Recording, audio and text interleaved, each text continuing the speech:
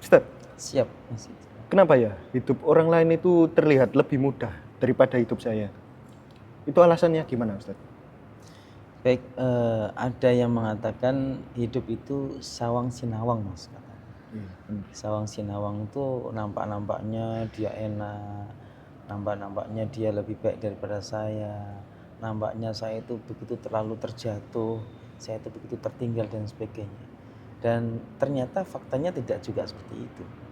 Itu semua adalah di antara bisikan-bisikan setan dalam jiwa kita yang membuat kita ini merasa kerdil, merasa terabaikan, ya kan?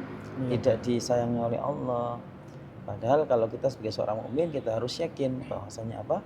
Semua ketetapan Allah untuk diri kita adalah yang terbaik. Kan gitu.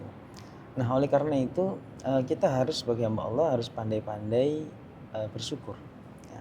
Nabi SAW memberikan kita langkah supaya kita ini bisa terus bersyukur meskipun syaitan itu selalu mengembuskan godaan-godaannya untuk kita ini supaya mengecilkan nikmat Allah. Itu dengan apa?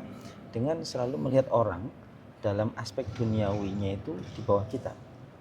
Beliau mengatakan apa? Unduru ilaman huwa asfala minkum. Selalu lihatlah orang yang di bawah kalian dalam aspek duniawi. Ya kan? Ekonominya lebih rendah daripada kita, kesehatannya lebih rendah daripada kita, kecerdasannya, prestasi akademiknya lebih rendah daripada kita, dan segala hal. Wala tanduru ila man huwa fawqakum, dan jangan selalu melihat dalam aspek duniawi itu kepada orang yang ada di atas kita. Dalam konteks motivasi, oke. Tapi dalam konteks membandingkan ternyata diri kita ini rendah, itu jangan membuat kita ini tidak bersyukur. Justru kalau kita ini mau terbang melejit, kita harus melihat bahwasanya apa? Kita ini mendapatkan potensi besar dari Allah Subhanahu wa taala. Jadi setiap orang itu punya karunia dan punya ujiannya masing-masing. Cuman kan yang ditambahkan oleh manusia itu kan enaknya aja. Padahal kita nggak tahu. Padahal mungkin ujian mereka itu lebih besar daripada kita.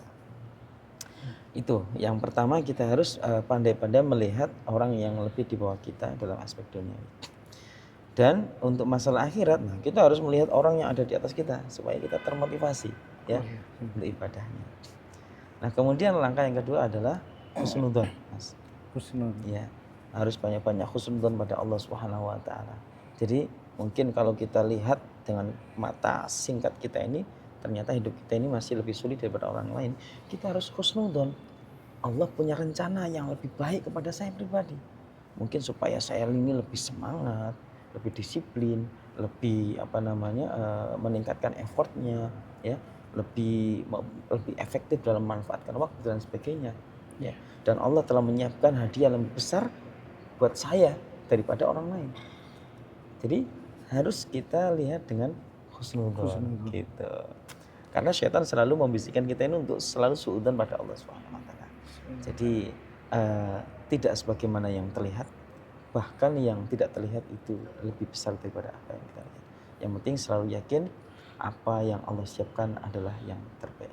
Siap, Ustaz. Terima kasih. Gitu, Mas. Barakallahu fiikum. Bismillah. Siap. Wah.